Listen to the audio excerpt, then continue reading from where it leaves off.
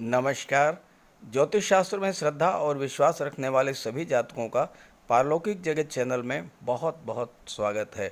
29 अप्रैल 2022 न्याय के देवता, आयु के कारक, कर्म फलदाता सूर्य पुत्र शनिदेव राशि परिवर्तन कर चुके हैं और अपनी वर्तमान मकर राशि से अपनी मूल त्रिकोण राशि कुंभ राशि में गोचर कर रहे हैं। शनिदेव एक ऐसे ग्रह हैं जो यदि अपनी कृपा आप पर बरसा दें तो रंक से राजा बनाने में देर नहीं करते। इसीलिए जब भी हम गोचर की बात करते हैं तो सबसे महत्वपूर्ण गोचर होता है शनिदेव का, क्योंकि शनिदेव एक राशि में 2.5 वर्ष तक गोचर करते हैं और अगर वक्री हो जाएं तो 2.5 वर्ष से भी ज़्यादा समय ले लेते हैं।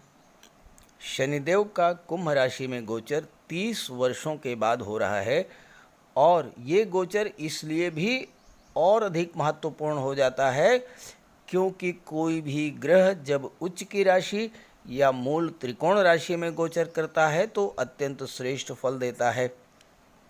तो बात करेंगे धनु राशि के जातकों पर शनिदेव के महापरिवर्तन का क्या प्रभाव पड़ेगा, लेकिन उससे पहले शनिदेव को समझना होगा शनिदेव का प्रभाव क्या होता है, क्यों शनिदेव नाराज होते हैं और कैसे प्रसन्न होते हैं। इन सब बातों पर चर्चा करेंगे। फिर बात करेंगे राशि परिवर्तन पर और वीडियो के अंत में उपाय और सावधानियों पर भी चर्चा करेंगे। वर्ष 2022 में शनिदेव का गोचर बड़ा ही अद्भुत और विचारणीय है, क्योंकि जहां शनिदेव एक राशि से दूसरी राशि में गोचर करने में 2.5 वर्ष का समय लेते हैं, वहीं वर्ष 2022 में एक ही वर्ष में 2 बार राशि परिवर्तन करेंगे। शनिदेव 29 अप्रैल को मकर राशि से कुंभ राशि में गोचर करेंगे और 12 जुलाई को वक्री अवस्था में पुनः राशि परिवर्तन करके मकर राशि में गोचर करेंगे। एक ऐसा ग्रह जो अत्यंत मंद गति से गतिमान होता है, वही ग्रह अचानक से 2.5 माह के अंतराल में 2 बार राशि परिवर्तन करे तो इसका बहुत ही दूरगामी प्रभाव पड़ेगा हम सभी के जीवन पर। शनिदेव को लेकर जनमानस में बहुत सी भ्रांतियां और डर फैला हुआ है। एक आम धारणा है कि शनिदेव हमेशा नुकसान ही करते हैं, जबकि ऐसा बिल्कुल भी नहीं है। शनिदेव किसी का कोई नुकसान नहीं करते हैं। सच तो ये है कि शनिदेव न्याय के देवता हैं, कर्म फलदाता हैं और व्यक्ति को उसके पूर्व संचित कर्मों के आधार पर फल प्रदान करते हैं। हर व्यक्ति के जीवन में लगभग 30 वर्ष के बाद साढ़े साती की स्थिति आती है और पिछले 30 वर्षों में जो भी अच्छा या बुरा कर्म उस व्यक्ति ने किया है, उसी के अनुसार उसको फल प्रदान करते हैं। ज्योतिष शास्त्र में शनिदेव की स्थिति और इनकी दृष्टियां बहुत ही महत्वपूर्ण होती हैं, क्योंकि शनिदेव बहुत ही मंद गति से चलते हैं और एक राशि में लगभग 2.5 वर्ष का इनका गोचर होता है। इसलिए शनिदेव के शुभ या अशुभ परिणाम बहुत धीमी गति और देर से प्राप्त होते हैं। शनिदेव की महादशा, अंतर्दशा, साढ़े साती या ढैया की स्थिति आने पर कई तरह के दुखों और कष्टों को सहन करना पड़ता है, लगातार संघर्ष करना पड़ता है। और वहीं दूसरी तरफ शनिदेव के शुभ प्रभाव से व्यक्ति के सभी कष्ट भी दूर हो जाते हैं और अकूत धन संपदा की प्राप्ति होती है। शनिदेव रंक से राजा बना देते हैं और आपका जीवन राजाओं के समान हो जाता है। ज्योतिष शास्त्र में ये मान्यता है कि जो लोग अच्छे कर्म करते हैं, परिश्रम करते हैं, ईमानदारी और सच्चाई के मार्ग पर चलते हैं, आलस्य से दूर रहते हैं, गरीबों की मदद करते हैं प्राणी मात्र के प्रति दया और करुणा की भावना रखते हैं, उन पर शनिदेव की विशेष कृपा होती है और उन्हें जीवन में किसी प्रकार का कोई कष्ट नहीं होता है और वो जीवन में हर वो सुख प्राप्त करते हैं जो वो पाना चाहते हैं। वैसे तो सभी राशियों पर शनिदेव के इस राशि परिवर्तन का प्रभाव पड़ेगा, लेकिन वो राशियां विशेष प्रभावित होंगी जिनके जीवन में शनिदेव की महादशा या अंतर्दशा चल रही है। साथ ही साथ शनिदेव का गोचर धनिष्ठा नक्षत्र में हो रहा है, जो मंगल का नक्षत्र है, और मंगल की नक्षत्र में शनिदेव बहुत अच्छा रिजल्ट देते हैं। तो जिन जातकों का जन्म धनिष्ठा नक्षत्र में हुआ है उन पर भी विशेष प्रभाव पड़ेगा। साथ ही साथ जिन जातकों पर शनिदेव की 7.5 या ढैया चल रही है वो भी विशेष प्रभावित होंगे। और साथ ही साथ शनिदेव कालपुरुष की कुंडली में 2 बहुत ही महत्वपूर्ण भाव के स्वामी हैं, दशम भाव और एकादश भाव, यानी कर्म भाव और लाभ भाव। तो शनिदेव पहले कर्म कराते हैं, पहले परिश्रम कराते हैं और फिर छप्पर फाड़ करके लाभ प्रदान करते हैं। शनिदेव को 3 दृष्टियां प्राप्त हैं, तीसरी, 7वीं और 10वीं दृष्टि। और शनिदेव की ये जो दृष्टियां हैं ये विच्छेदात्मक स्वरूप की होती हैं, खासकर रिश्तों को लेकर संबंधों को खराब कर देती हैं। हालांकि धन की दृष्टि से बहुत अधिक लाभ देने वाली भी होती हैं। तो अब बात करते हैं विभिन्न राशियों पर शनिदेव के इस राशि परिवर्तन का क्या प्रभाव पड़ने वाला है। तो ये है धनु राशि के जातकों की कुंडली।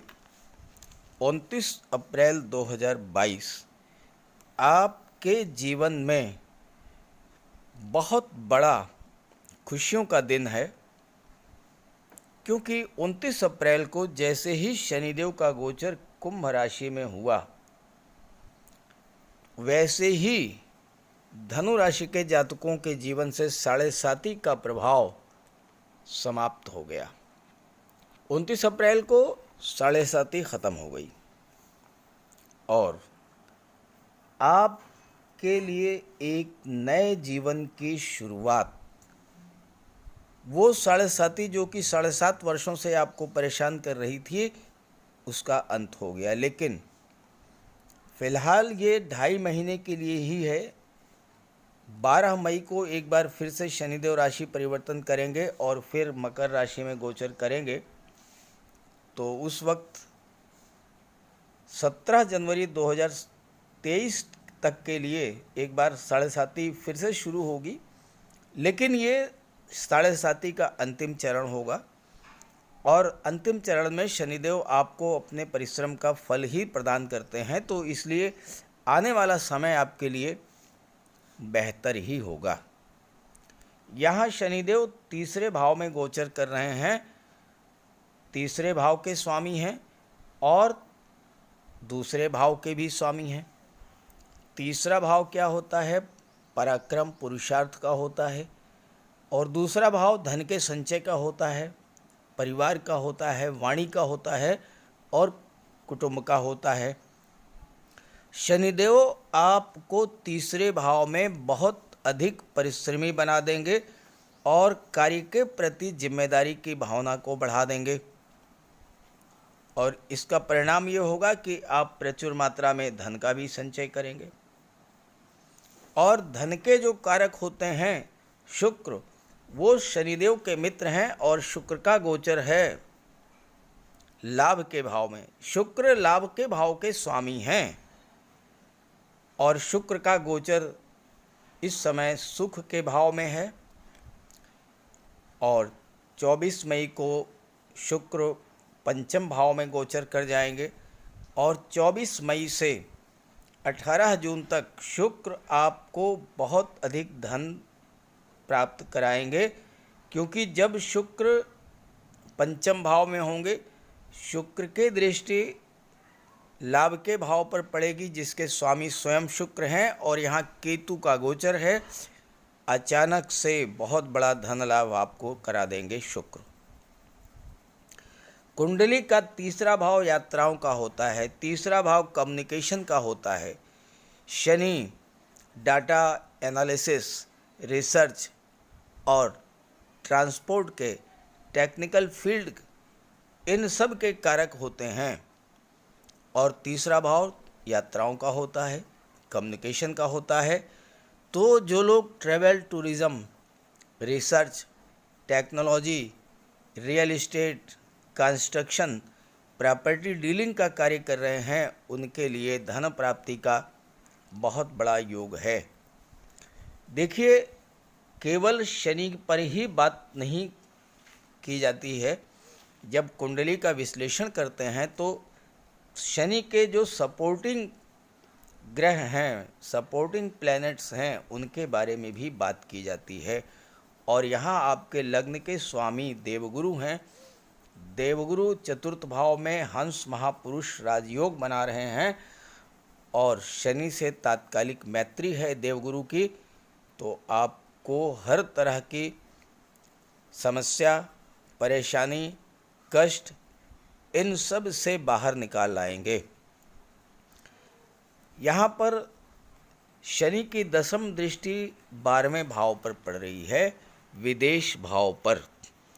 तो कार्य क्षेत्र में बहुत बड़ा उछाल आएगा, क्योंकि शनि की दृष्टि भाग्य भाव पर पड़ेगी तो भाग्य का भी सपोर्ट मिलेगा। शुक्र और गुरु भी बहुत अच्छी स्थिति में हैं, तो विदेशों से बड़ा लाभ होगा।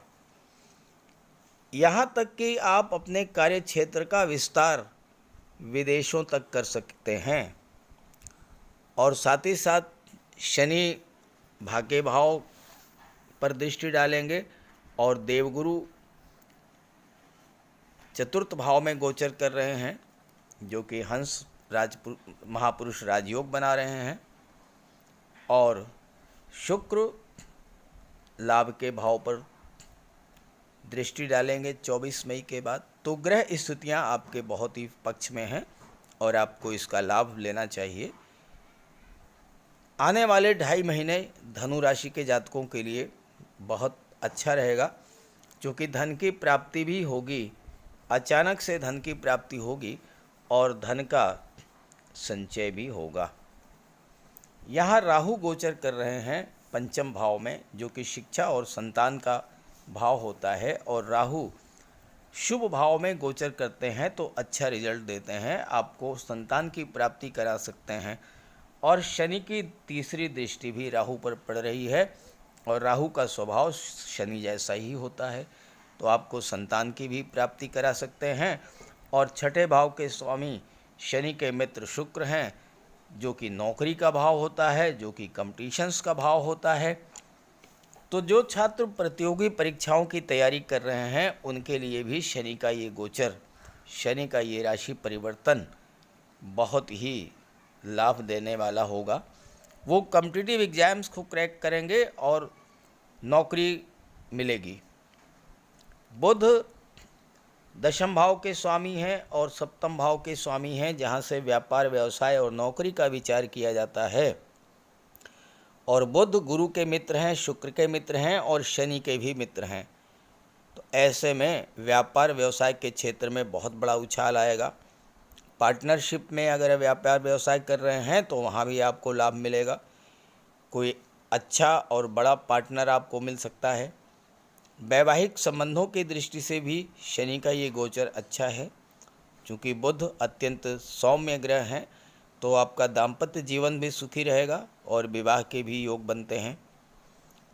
एक बहुत ही महत्वपूर्ण गोचर है देवगुरु का, इस पर चर्चा जरूर करेंगे, क्योंकि देवगुरु हंस महापुरुष राजयोग बना रहे हैं। आपके लग्न के स्वामी देवगुरु बृहस्पति हैं, जो कि कुंडली के चतुर्थ भाव में हंस महापुरुष राजयोग का निर्माण कर रहे हैं। कुंडली का चतुर्थ भाव सुख का भाव होता है। चतुर्थ भाव से वाहन, भूमि, मकान, सुख सुविधा के साधन, जन्मभूमि, अचल संपत्ति और गड़े हुए धन का विचार किया जाता है। और यहाँ पर देवगुरु राजयोग बना रहे हैं तो अत्यंत शुभ फल प्रदान करेंगे। आपको हर तरह के भौतिक सुख सुविधाओं के साधन देवगुरु की कृपा से प्राप्त होंगे। सुखों से तात्पर्य केवल भौतिक सुखों से नहीं होता है, बल्कि मानसिक और पारिवारिक सुखों से भी होता है। क्योंकि अगर आपके पास बहुत अधिक धन है, बहुत अधिक प्रॉपर्टी है, लेकिन मन में शांति नहीं है, परिवार में कलह का वातावरण है, तो वह धन किसी काम का नहीं है। तो देवगुरु यहाँ पर आपको पारिवारिक सुख प्रदान करेंगे। संयुक्त परिवार में रहना आप पसंद करेंगे और अपने परिवार के सभी सदस्यों को एक सूत्र में आप बांध देंगे और परिवार में आपकी स्थिति बहुत ही महत्वपूर्ण होगी। भाई बहनों का, चाचा ताऊ का सहयोग मिलेगा। पारिवारिक विवाद अगर कोई था वो समाप्त होगा और आप सुख शांति से रहेंगे। चतुर्थ भाव माता और मातृभूमि का होता है। माता का स्नेह और आशीर्वाद प्राप्त होगा। हालांकि शनिदेव 12वें भाव पर दृष्टि डाल रहे हैं तो विदेश गमन के प्रबल योग हैं। मातृभूमि से दूरी बनेगी, लेकिन विदेश में ही आपकी भाग्योन्नति भी होगी। विदेश का मतलब अपनी जन्मभूमि छोड़ करके किसी दूसरे राज्य, किसी दूसरे शहर में जा कर के नौकरी या व्यापार व्यवसाय होता है। विदेश का मतलब अमेरिका, ब्रिटेन, कनाडा मत सोचा करिए। और एक अच्छी बात यह है कि आप बचपन में कितनी ही निर्धनता में रहे हों, लेकिन अगर आपकी कुंडली के चतुर्थ भाव में देवगुरु का गोचर है तो 24 वर्ष तक आप सभी सुख सुविधा के साधन जुटा लेंगे और आपका जीवन अत्यंत सुखमय रहेगा। कुल मिलाकर के धनु राशि के जातकों के लिए शनि का राशि परिवर्तन बहुत ही बेहतर है, लाभ की स्थितियां लेकर के आ रहा है। फिर भी अगर शनि आपकी जन्म कुंडली में कमज़ोर स्थिति में हैं तो शनि का उपाय ज़रूर कीजिएगा। आइए बात करते हैं शनि के उपायों पर।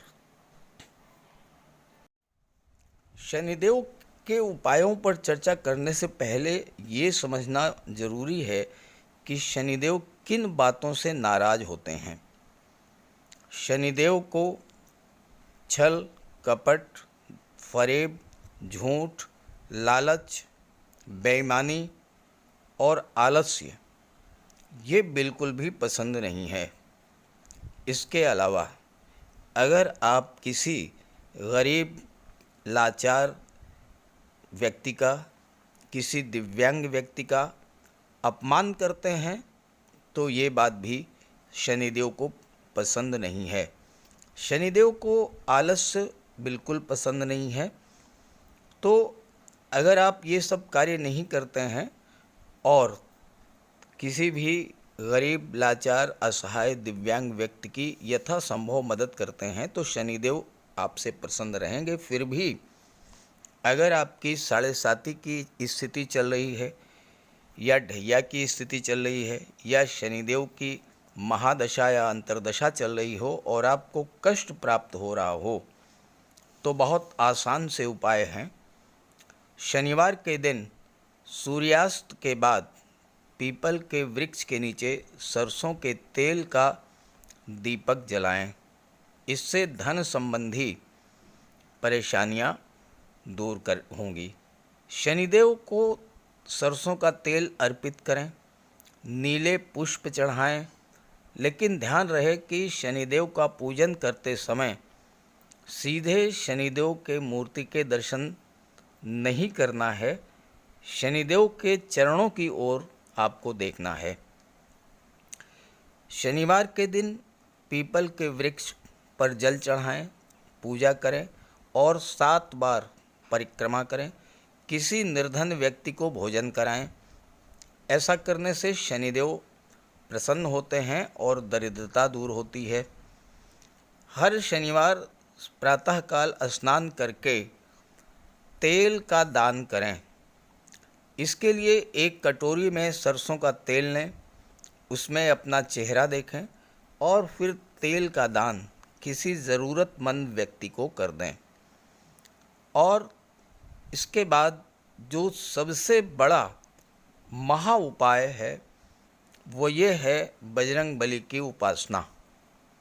बजरंग बली की उपासना करें, हनुमान चालीसा का पाठ करें, हनुमान जी को सिंदूर और चमेली के पुष्प अर्पित करें और साथ ही साथ हनुमान जी के चरणों का सिंदूर अपने मस्तक पर धारण करें।